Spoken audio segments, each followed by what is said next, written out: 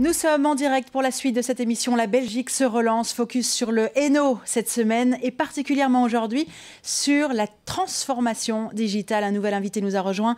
Bonjour, Gauthier Sobczak, j'ai bien dit? Bon, vous êtes le fondateur de My Data Trust. Vous allez nous expliquer en quoi ça consiste dans quelques instants. La transformation digitale, finalement, est-ce un tremplin, une évidence, un incontournable aujourd'hui? On en parle dans la deuxième partie de cette émission. Gauthier, votre société est spécialisée en protection des données. Expliquez-nous un petit peu l'avant 15 mois et comment vous vivez aujourd'hui cette relance. Comme l'expliquait Fabrice précédemment, en fait, c'est vrai qu'avant Covid, la situation était telle que chez My Data Trust, on travaille déjà beaucoup avec les clients à distance. Donc on a l'habitude des clients américains, des clients asiatiques ou au Moyen-Orient. Donc la digitalisation était déjà là quelque part finalement, mais elle a été vraiment accélérée par la pandémie, dans le sens où, voilà, comme tout le monde l'a dit, quand on s'est retrouvés tous confinés chez nous, il a fallu déployer des moyens technologiques, pour permettre à nos collaborateurs de continuer à travailler de manière tout à fait standard finalement. Donc Fabrizio l'évoquait aussi à travers l'activité sales. Par rapport aux sales, effectivement, l'impact était plus fort, parce que c'est vrai qu'on ne pouvait pas voir nos clients, alors que souvent on fait souvent des restaurants avec eux, etc. Donc on essaye de les chouchouter un petit peu, chose qui n'était plus du tout possible. Donc dans ce cadre-là, effectivement, il a fallu s'adapter, mais tout le monde a dû s'adapter finalement. Donc nos clients ont tout à fait compris que ça ne pouvait pas passer par d'autres biais que la digitalisation. 25 employés avant la crise, 60 aujourd'hui. Ouais. Qu'est-ce qui fait que ça s'est accéléré? C'est une prise de conscience de vos clients, de l'importance de se tourner et de gérer leurs data? Oui, tout à fait. Donc c'est vrai que la digitalisation entraîne forcément une collecte plus accrue de données personnelles, en tout cas numériques.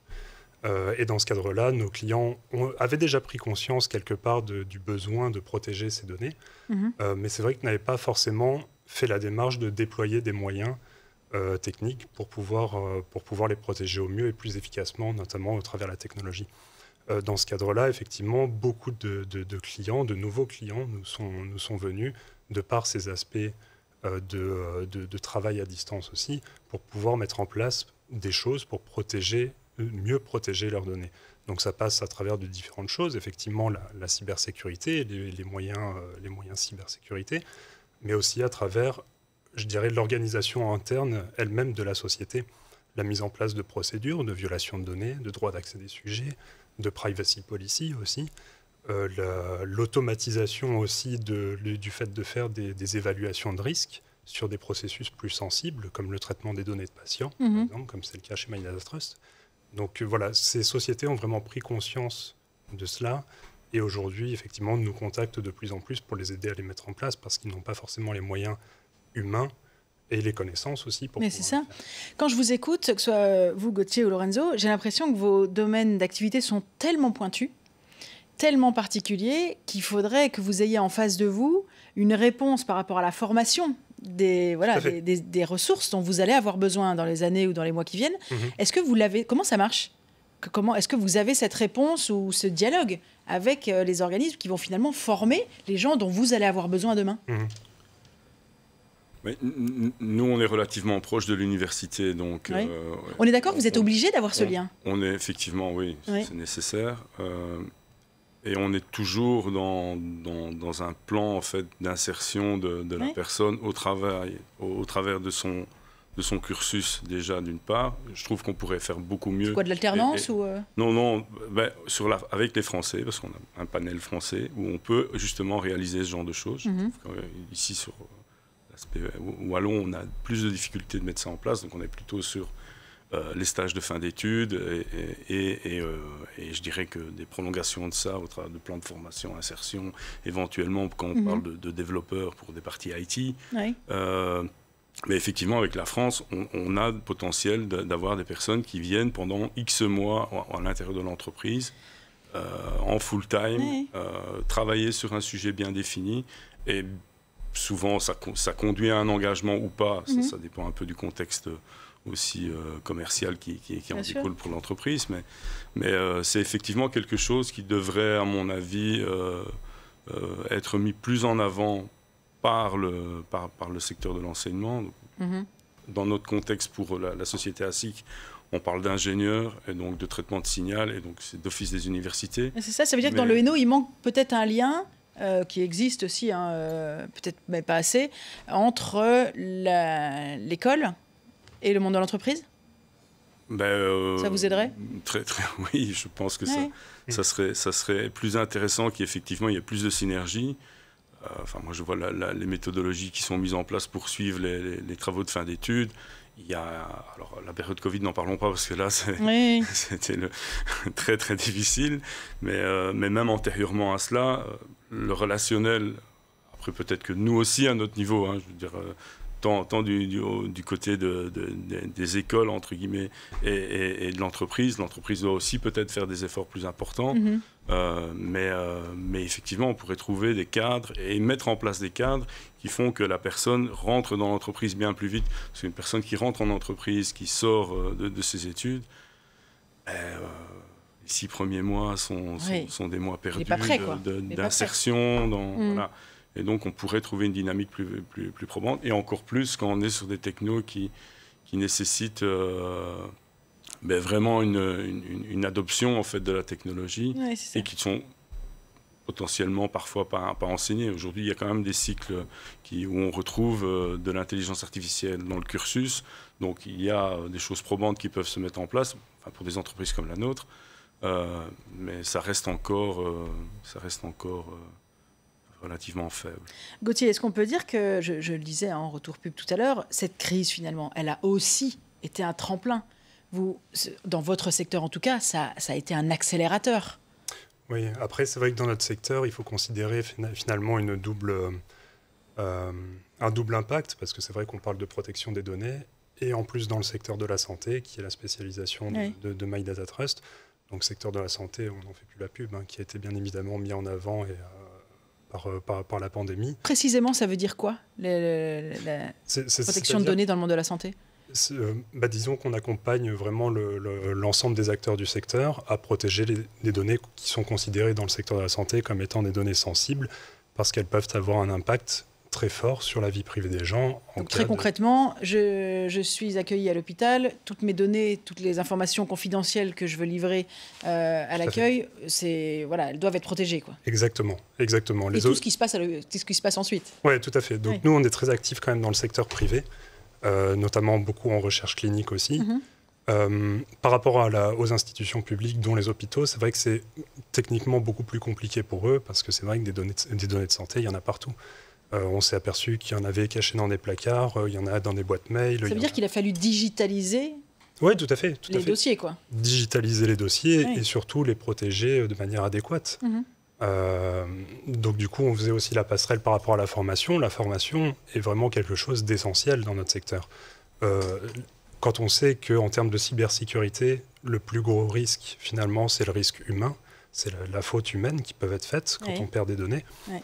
Donc d'où l'intérêt de la formation. Donc par rapport à cette formation, effectivement, on l'envisage sous un double aspect chez nous, c'est-à-dire l'aspect interne, effectivement, pour bien sensibiliser nos collaborateurs à ces aspects-là, et aussi dans leur formation dans le cadre de leur cursus d'intégration au sein de la société, mais aussi par rapport à nos clients qui ont expressément émis le besoin de pouvoir être formés à distance, notamment aussi dû à la pandémie, du fait qu'on ne pouvait plus aller sur site. Donc c'est pour ça qu'on a aussi déployé des moyens pour permettre, par exemple, avec la création de modules de e-learning spécialisés dans le GDPR, donc le règlement sur la protection des données, pour pouvoir aussi les former de manière adéquate et à distance. Savine, ça veut dire qu'au rayon cybersécurité, vous avez dû vous adapter aussi ? Tout à fait. Donc, une des premières choses qu'on a faites, nous, on était en formation. Et très classiquement, nos formations se passent en présentiel sur le site de Technocité. Donc, nos stagiaires viennent, ils se mettent derrière un poste de travail, parce qu'il y a tous les techniques, le matériel, les outils pour pouvoir développer. Et là, du jour au lendemain, on s'est dit, qu'est-ce qu'on fait ? Et donc, on a balancé directement en classe virtuelle. Il nous a fallu 3-4 jours. Et une des grosses... Mais classe virtuelle, plus que de l'e-learning encore. C'est-à-dire qu'en fait, on a dû faire un plan exact de nos classes en disant quel stagiaire allait derrière quel poste, et de chez eux, très simplement, ils ont pu se connecter à leur Poste de travail à distance, avec une plateforme que nous avons choisie qui est Discord. Et là aussi, c'est posé la question de la sécurité à un moment donné, mais ça s'est amélioré au fur et à mesure de la pandémie en relation avec les gestionnaires. Et donc ça, c'était une des bases, c'est comment je protège mes données quand je travaille à distance. On l'a fait pour nos classes, donc les classes virtuelles qui ont été mises en place pour protéger nos stagiaires, avec tout le travail qu'ils devaient partager avec leurs formateurs sur la plateforme collaborative. Et c'est une des premières formations qu'on a données à notre personnel. Quand ça a été possible, ça a été comment protéger vos données quand vous travaillez de chez vous. Parce que sur Technocité, en travaillant là, on est tous protégés. On a un technicien hors pair qui nous sécurise notre système, mais une fois qu'on est chez nous, c'est différent. Donc c'est quelque chose qu'on a mis en place. Et on s'est rendu compte que c'était une nécessité aussi pour les jeunes. Plus largement, on a créé un escape game ici autour de la sécurisation sur les réseaux sociaux. On se rend compte que le cyberharcèlement, c'est aussi parce qu'on sait facilement avoir accès à pas mal de données. Et donc on se rend compte que plus tôt on intervient en sensibilité numérique, plus vite et plus facilement la transition digitale se fait. Et donc, on forme les jeunes en disant, mais mettez pas un mot de passe, le prénom de votre chien et votre date de naissance. Enfin, voilà, mettez pas des photos, on reconnaît votre école ou ce genre de choses. Et donc, ça s'instille dès le plus jeune âge jusqu'à former nos collaborateurs et nos stagiaires, effectivement. Il y a aussi toute une partie, et je pense que Lorenzo le soulevait tout à l'heure, c'est vrai qu'avec la numérisation, on est en lien avec les entreprises, donc notre coordinateur de carrière, donc qui accompagne tous nos stagiaires, est en lien direct avec les entreprises. Donc elle met en place les formations en disant, voilà, par exemple, pour des architectes, on a une formation AutoCAD qui est un système de modélisation sur les bâtiments, ok, et les architectes nous disent, pour le moment, c'est plus trop ça, ok, on change, on adapte, par exemple. Mais c'est aussi, ils se rendent compte qu'avec la transformation digitale, il y a un besoin de soft skills. Comme en numérique, il y a des hardware et du software, dans les compétences, il y a des hard skills, donc c'est apprendre les métiers techniques, mais c'est aussi pouvoir vivre dans une société, gérer un client à distance, parce que les techniques sont différentes, c'est pouvoir gérer son temps de travail quand on travaille de la maison. Et ça, on s'est rendu compte que l'accélération numérique, on a oublié aussi de pouvoir adapter son comportement à la numérisation galopante. Et ça, c'est quelque chose sur lequel nous, on travaille beaucoup. Oui, c'est ça. On refait une campagne Be What You Want avec vraiment tout cet aspect soft skills que demandent les entreprises en disant, moi, j'ai besoin d'avoir quelqu'un qui sait travailler en équipe, qui sait gérer un conflit à distance. Et donc, c'est des choses qu'il faut aussi mettre en parallèle avec la technicité des métiers. Oui, je rebondis sur une question, et je poserai la même question à Sophie, c'est du coup, il faut aussi, tout bouge très vite. Ouais. On a été bousculés ces derniers mois. Du coup, votre rôle aussi, c'est de vous adapter, d'anticiper pour presque percevoir des enjeux à quoi de il faut se préparer. Ouais. Les enjeux de demain, il faut les anticiper maintenant. Vous avez essayé de le faire il y a 21 ans, quand vous avez créé Technocité. C'était un peu la locomotive, mais c'était tranquille. Là, il faut non seulement aller vite, mais aller bien. Comment vous anticipez ça, chacune dans votre rôle ?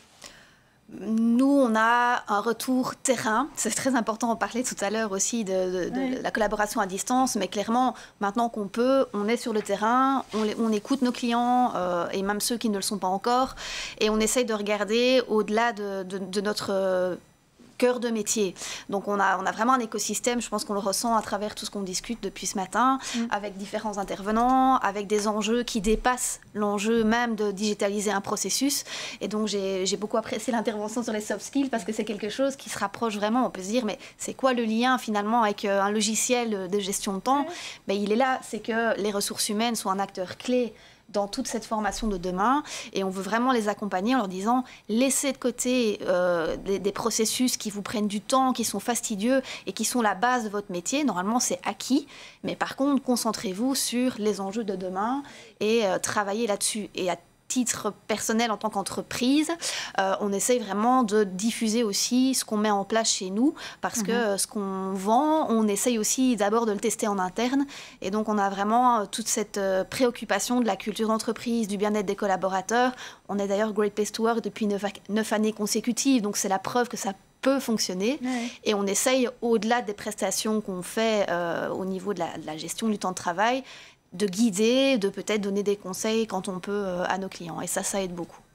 Nous, on a, au-delà évidemment des retours terrain, nos stagiaires, nos publics, nos entreprises, chez qui vont nos stagiaires, auxquels on est très attentifs, on a aussi un énorme travail de veille de veille sur l'ensemble du secteur numérique, en gestion. Et donc ça, c'est vraiment un de nos métiers de base aussi, c'est être vigilant sur ce qui sort, sur le marché, pour pouvoir adapter au plus tôt et au plus vite nos formations, proposer des solutions forcément. Notre lien de travail avec le Forum, c'est aux métiers en pénurie, donc il nous manque tel et tel profil pour le moment pour répondre aux besoins, mais aussi être proactive en se disant mais de quoi vont avoir le besoin les entreprises demain. Et donc effectivement, l'intelligence artificielle, le blockchain, la cybersécurité sont des enjeux qui se développent le plus. On voit que le gaming prend beaucoup de place. Et d'où l'importance de vous parler, d'échanger. C'est ça. Alors, c'est pas assez, à mon avis, c'est pas assez formalisé, mais ça se fait de plus en plus, notamment via des groupes de travail qui sont pilotés dans notre région par l'intercommunal, qui essaient de mettre en lien justement les universités, les centres de compétences, les centres de formation pour qu'on puisse échanger.